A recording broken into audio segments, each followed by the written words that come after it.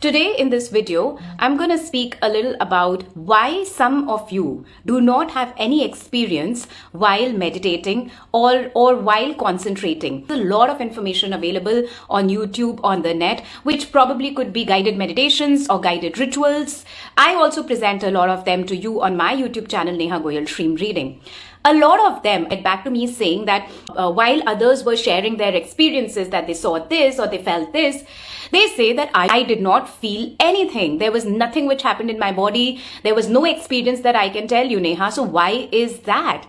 That is the topic that we are going to cover in this video. If this is the kind of content that you like, please like, share and subscribe. Join me on my Instagram handle, Nehaa Goyal, Nehagoyal, for this and a lot of these kind of informations.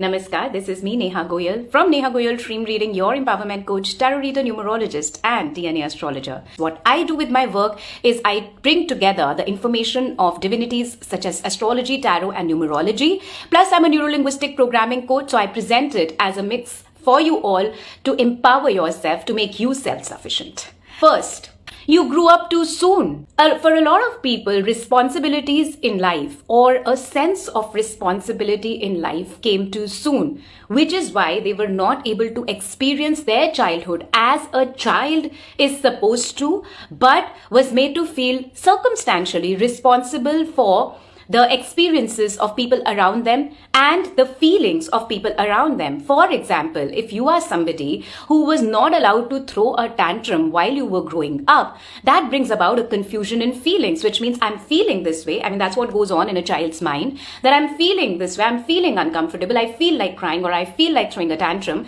But here an elder whom I trust says that that's not good or that causes them inconvenience. That is the first layering of your emotions which happens. So, and if this is something which is done to you continuously, which means that you are continuously criticized for your expressions, for your feelings, a tendency arises where you suppress it further and further to be accepted by the grown-ups around you, because as a child, you need their safety net. So is that you? Type in the comment section. Let me know. Which is one of the reasons why, not just in meditation, but certain times when things get tough, you are not able to experience it completely. You're not able to sit with your feelings because there is this childhood memory of being abandoned. The second point is that there's a fear of vulnerability. Now, these are the kind of people who, when they shared their experience with other people, they were told that you think too much, or that you feel too much, or it is that you are experiencing that is bullshit, or calm down. Whenever they shared their feelings or whenever they shared their experiences, they were shut down. They feel that their feelings are not valid. And because they feel or they're made to believe that their feelings are not valid, they develop a sense of fear of vulnerability. Because in the past, whenever they have tried to be vulnerable knowingly or unknowingly, they have been judged for it. Which is why when they sit to actually experience something, they're not able to experience because that sensory node of feeling blocked. Sharing a feeling makes somebody feel happy. Sharing a feeling makes person feels close to the other person. But that when that is shut down because of past rejection of it, one moves away from sharing those feelings. And that sensory nerve becomes less and less because human beings develop sensory nerves through habit. So that habit is completely out of the window. So if this is you, type in the comment section, yes, this is me, and stay tuned because the solutions are also going to come up. The third thing is that there are control issues. These are the kind of individuals who they developed control issues. If they were not able to control a particular situation, it made them feel very vulnerable. And going back to the past point that I was saying, that vulnerability is anyways an issue with them. And which is why just when they are about to feel, they're like, oh my, the brain hits into a survival mode and says, hey, you are feeling, we're not supposed to do that. Or hey, you are being vulnerable, you're opening up to the universe or the idea this person is presenting. You're not supposed to feel that way because the last time that you did, you would judge. Remember? And which is how, if you are not in control or if you feel that you are not in control, which is usually what happens when we are having these outworldly experiences, that area of that energy of bliss, you feel out of control. And that is how this comes up. I have also seen people who have these issues. They might also have intimacy issues, which is when they are wanting to get intimate with somebody. This idea of control kicks in, which leads to fear, which ultimately leads to having intimacy issues. So is this something which you associate with? Type in the comment section. Fourth reason is that they are lost in details, which means that instead of allowing themselves to feel, their concentration goes on what is the person saying now and now and now and now, which means that they are more of a person of instructions than of feelings. These are also the kind of people whom if somebody has given a remedy to, remedy is that go hug a tree, they would ask that which tree, what direction, how long should I hug? Where should that tree be? Should it be a people tree or a flower tree? And things like those. So they're just lost in details. They do not allow themselves, they do not allow their inspiration to kick in. They want a to-do list and an instruction for everything. And because they are so lost in details, and especially when we speak about the connection with the universe, which is vast and it is unlimited, details do not count. What count is how much are you letting yourself go from your way such that the universe can come into you.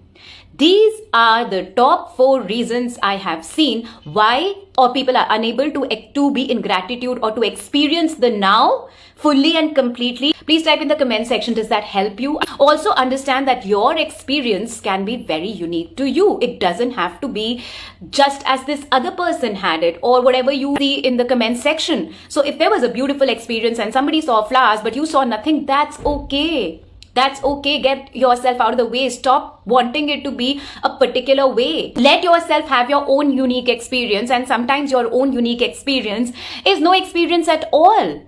Maybe you are blank about it because it's a journey that you are going to cross. Maybe today you don't feel anything, but slowly and steadily when you keep coming back to it, you will feel something or you will not feel something. It does not matter. What is the solution? The first solution is that to understand and probably work with somebody in the beginning to understand that your feelings are valid. If you feel something, they are valid. You do not need someone else to tell you that this is the way you should or this is the way you shouldn't feel.